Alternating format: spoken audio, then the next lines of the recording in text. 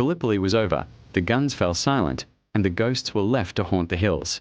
But for the men who survived its crucible, the Great War was far from finished. The battle had ended, but their stories had just begun, diverging onto paths that would reshape their destinies and their nations.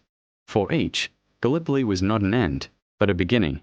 In London, Winston Churchill's career was in ruins.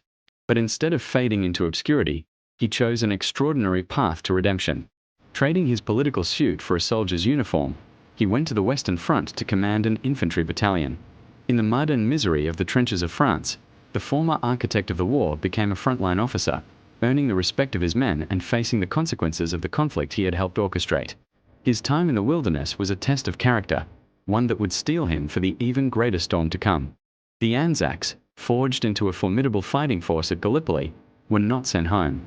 They were redeployed to the main event, the industrial slaughterhouse of the Western Front. The survivors of Anzac Cove now faced the hell of the Somme, Passchendaele, and Villers-Bretonneux.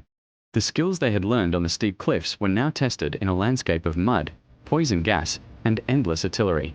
They carried the legend of Gallipoli with them, earning a fearsome reputation as elite shock troops, but at a cost that would bleed their young nations white. For the hero of Gallipoli, Mustafa Kemal, there was no rest. His reward for saving the capital was command on the Ottoman Empire's other desperate fronts. He was sent to the brutal Caucasus to fight the Russians, and then to the Syrian front to confront the advancing British. Each campaign was a new test, honing his military genius and deepening his understanding of the empire's decay.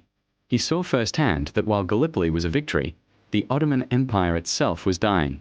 These bitter experiences were shaping him into the man who would one day build a new nation from its ashes.